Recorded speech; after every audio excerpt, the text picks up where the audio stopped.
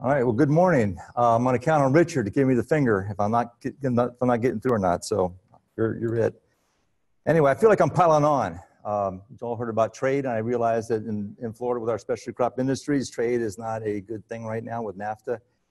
So I feel like I'm piling on because I'm going into this issue of agricultural labor, but being the dismal science that we are in economics, we'll proceed.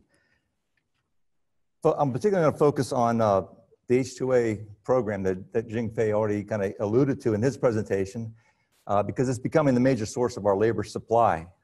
We are currently facing a shortage of domestic workers. We are a specialty crop industry primarily that's using this agricultural labor market. It takes a lot of people, a lot of hours, a lot of physical effort to get our fruits and vegetables off their respective plants and into the processing and packing houses. So it's a labor-intensive industry, and quite frankly, the mechanization options that we once hoped we would have are still not coming. And I speak to that from a very personal point of regret.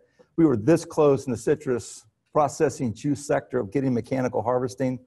Citrus screening came in and basically kicked our back ends, and Irma did us a body slam. So I think it's coming back. I have every optimistic reason to think it's ultimately going to come back, but in the near term, which is 5 to 10 years, that ain't going to happen. The strawberry industry, there's some interesting things happening with robotic technology. I haven't seen the equipment yet, but I understand that there's something in the works, and we hope to actually got a few proposals in to maybe look at such a device, and hopefully in 5 or so years, maybe even sooner, maybe for the strawberry industry, there will be something that will be available to them. But for the most part, for our citrus crops, or most of our fresh fruit and vegetables, soft tissue crops, you're still going to need human hands to pick and pack these fruits. So the underlying demand for farm labor is still going to be there. And now we got to go in the right direction. So, but facing that issue, we just don't have enough domestic workers. Those people that do show up, 70% of them do not have legal documentation. Let me repeat, they all have documents, but they aren't legal. And then with the current atmosphere in Washington, D.C., and the issues of deportation of illegal immigrants, there's quite a bit of fear among the immigrant community. Those very people that we were and have been depending on to pick our fruits and vegetables, there's a lot of concern about whether they should even show up to work or not. So these are the issues facing the specialty crop industry. So as a result, our fruits and vegetable employers, our citrus employers have turned to what we call the H2A program. It's a legal mechanism to bring people into the United States, and I don't want to get into the details because I think a lot of you already know about those details. So I'm going to highlight just a few basic points, but to show you in graphic terms, it's basically been, I guess some people have said, an explosion. The growth is exponential in the past maybe 5 or 6 years across the entire United States. You can see the little orange bar shows you what is going on with Florida, and this gives you maybe a different, more numerical picture of how the growth of H2A workers has come on to the Florida scene, to where now Florida, within the United States, is the #1 state bringing in H2A workers. And you can see from, say, 2012 to now, it's grown by, I'm not very good at math, but maybe four times the number of people that are coming into the H2A program. Those people in the citrus deal say that at least 80% of our citrus fruits are being harvested by H2A labor. Other people say they can't find a domestic crew harvesting citrus, and it's coming on to the strawberry industry and to the fresh fruit market as well. So just to state, there's a couple things you need to know about the H2A program. First, you have to demonstrate to the Department of Labor. Again, let me emphasize U.S. Department of Labor, that you do not have enough people to fill your quota or fill your needs for that season to harvest and take care of your crops. So you have to say there's not enough workers. And second, you have to ensure that these workers that you're bringing in do not affect adversely any domestic workers that are doing similar jobs. So with that said in mind, there's a bureaucratic process set up in place to bring these folks over. It is probably the #1 reason why growers have the most, well, I'd say it's the #1 reason for heartburn among our Florida growers. So if you're starting here in Immokalee, and yes, Immokalee is the center of the universe. We start from Immokalee, and the first thing an employer would do is send a petition, put together this petition, and send it to Tallahassee, to the state workforce agency, State Workforce Agency, yep, I think you need it. And as soon as they get that application, they start advertising for domestic workers. I'm going to come back to that pretty soon. Once they get that authorization, they send the representatives to Mexico, start to recruit workers. And let me also emphasize, Mexico is probably is where most of the workers are coming from, but not necessarily the only place that guest workers can come from.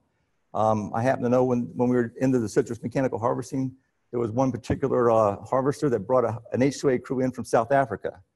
They happen to all be related, but they were technically H2A workers at that time. So it doesn't have to be from Mexico, but most of the folks are coming from Mexico.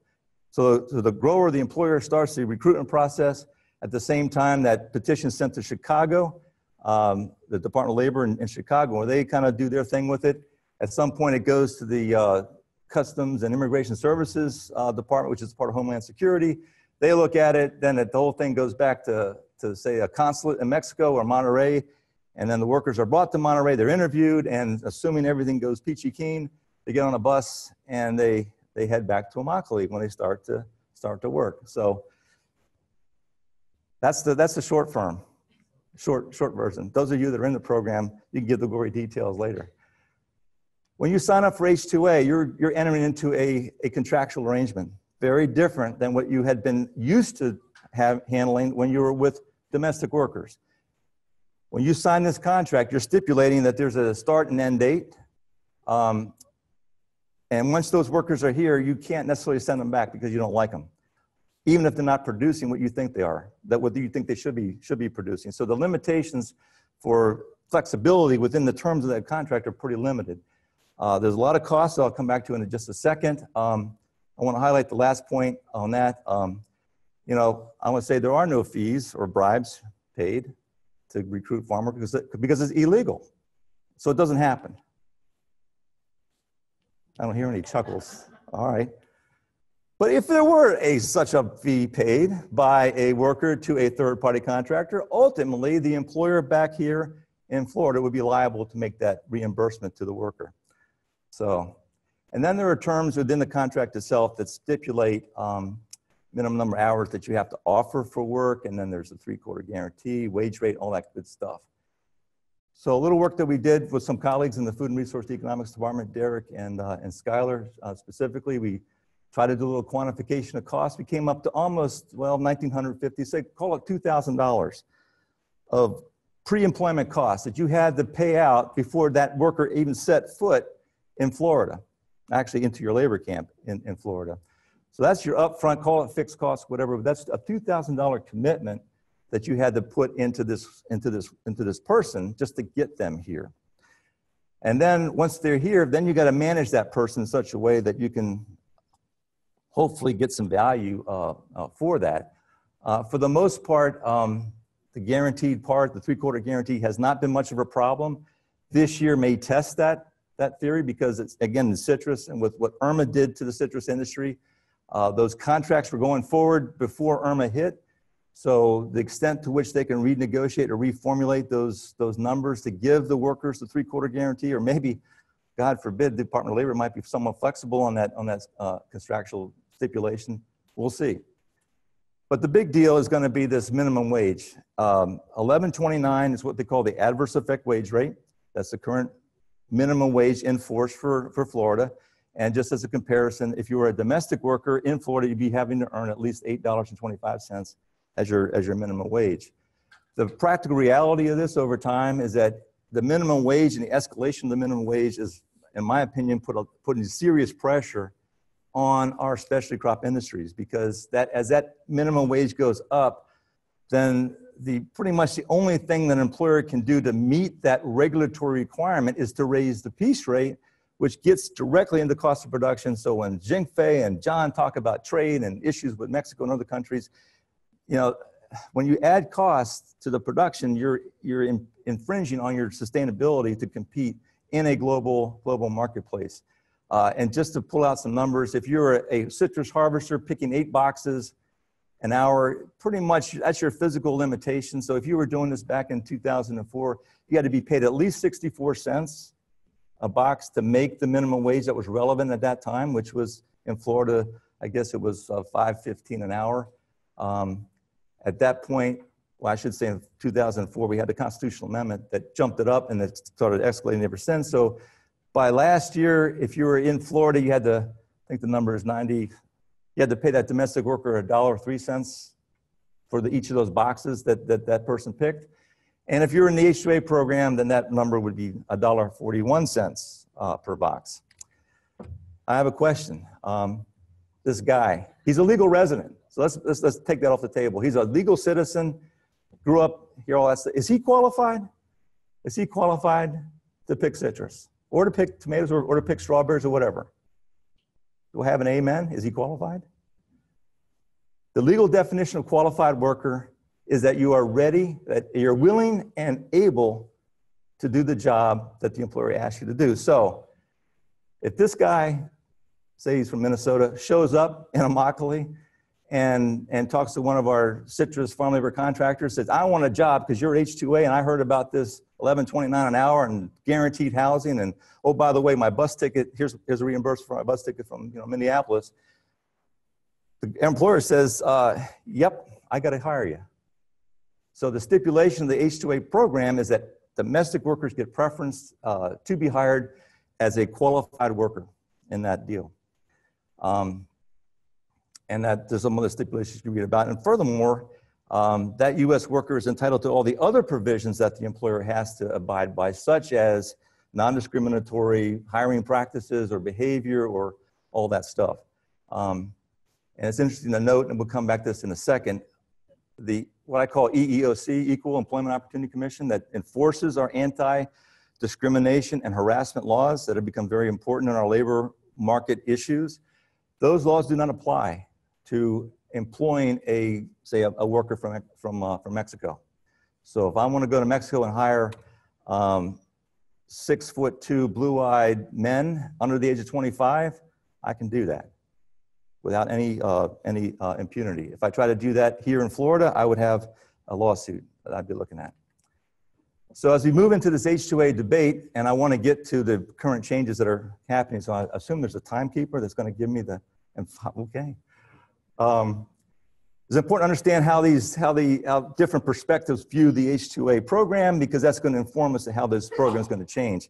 Probably the most important thing is that workers or the employers like the certainty that the H-2A program brings. Once you recruit and bring those folks to your workplace, they are yours for the duration of that contract. That gives the employer a great deal of security, that they know who's in place, what they can do, and how they can go forward during the rest of the season. On the opposite side of the advocacy fence, the worker advocates view this as a form of indentured servitude. So there's a major split in opinion as to how we're gonna proceed in that. The other important thing that also relates to this in the current structure of the H-2A program is that the employers see great value in going back and recruiting those same workers that they brought in last year. And probably I would submit, after the certainty of the in-season workforce, that next year of bringing back those workers that can produce, and not bringing back those folks that didn't produce, all right, gives them a great deal of comfort and ability to enhance their overall workforce productivity. So that's a huge advantage that the employers currently see in the H-2A program as it's currently drafted. Now, some other criticisms that we'll go through real quick, because Spiro's my boss, and if he says I got to step down, I can't say no. But anyway, there's a great deal of concerns, not just by farm worker advocates, but by the general community at large, such as housing. Turns out in California, the H-2A deal is increasing in popularity. And what they're starting to see is that the low-income housing that is available for current legal residents is being usurped by the H-2A program. So there's a competition for low, affordable housing, if you will.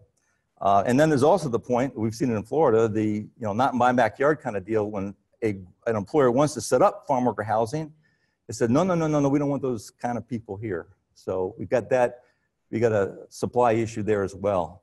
And I'd say in this era of illegal immigrants, there's this perception, and maybe a founded perception on some of the parts of the people, that we're facilitating access for people to come to the United States and then just abscond. And there is a percentage of people that actually do that. It varies from employer to employer, but there's, and I don't have really good data to tell you what the exact number is, but it does happen when you talk to folks.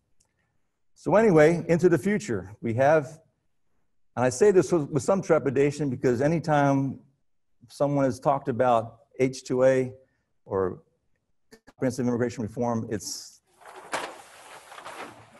did you do that? Oh, man, this is getting tough up here. I say that with some trepidation because the bill is out there. It was introduced in September. It went to the Judicial Committee in end of October. So it's out there. It's not law. Will it become law? I make no bet on that. But it's out there, and it gives us a sense of maybe what kind of changes may be on the horizon. It's called the H-2C program. It was introduced by Representative Bob Goodlatte. And these are some comparisons between the current H-2A program and the proposed H-2C program. And if the H-2C is passed, it will supplant the H-2A. So there's no dual thing going on here. One will continue to go or one will be replaced. Probably the major thing that the employers like, starting at the top, is that this adverse effect wage rate will be ratcheted down to 115% of the federal minimum wage rate, which is currently $7.25 an hour. So you can see the difference in the average hourly wage rate that a guest worker would be paid if he or she were under the H-2A program versus under the H-2C program. There's a theory that bureaucracy will decrease if this guest worker program will transfer to the Department of Agriculture. I say that's a theory because, yes, the Department of Labor has been rough, both bureaucratically and enforcement of laws. But what this bill is suggesting is that the USDA assume all the regulatory stuff that the Department of Labor was doing as well. So you got a whole infrastructure of regulators that have to be hired within the USDA to then enforce these H-2C contracts. So I'm not going to step out on a limb and say that USDA is going to be any less friendly to employers bringing the H-2C workers than the Department of Labor was for H-2A. But going through, these are some of the things that the employers, I think, like in the bill. And at the very bottom, there is probably something that's giving some heartburn to those very conservative folks on, I guess, on the Republican side that don't want any amnesty to illegal immigrants, because the H-2C program would allow any unauthorized domestic farm worker to be eligible for this visa status. So they would assume legal status with this H-2C program. So with all those good things in place, there's a couple things employers better be aware of with this particular bill. The first thing is a quota. Right now, there's no quota. Bring as many guest workers as you want across the country. On the H-2C, the quota is going to be capped at $450,000, of which $40,000 is dedicated to meat packing. But you have a list of expanded, I don't know if you saw it on the slide, but there's an expanded number of categories that you can bring guest workers to work for you, including dairies, forestries, fisheries, packing houses that currently were not eligible to bring in H-2A workers. So someone made a comment to me, and I don't know if this, I didn't verify this, so I haven't fact checked this or anything, but someone said that Del Monte alone could suck up at least 200,000 to 300,000 of these positions just from their own operations. That might be an exaggeration, but again, if you're allowing a big processor like Del Monte to bring in guest workers, then is the 450 or 410,000 limit or quota, is that sufficient? But probably the biggest thing that current agriculture employers are concerned about is the fact that the at-will opportunities that exist for H-2C workers. And again, I go back to that previous slide, what employers liked about the current guest worker program. They have control and ability to bring back the following year people that they deem to be productive. Well, now the at-will provision allows these guest workers not to come back to the same employer. And it took me a little while to think about it. Maybe I haven't got it completely worked out, but now you've got an 18-month window that you have with the H-2C program, whereas in the H-2A program, you had less than 10 months. And I wish Mike Carlton was here because he'd be jumping up and down screaming at me. He says, there's nothing in the legislation that says it's got to be less than 10 months. The legislation is less than a year. Well, that's Mike. He's a little anal retentive a little bit, so he gets focused on details. Anyway, but anyways, you're definitely less than a year, not less than 10 months. And now with the H2C program, this worker can be in the country legally for up to 18 months. So again, as a citrus harvester, I bring this person in. I have a 6-month contract from November to the end of April. May 1st, this person is free to do the at-will contract with any other agricultural employer that he or she may want to do in Florida or outside of Florida.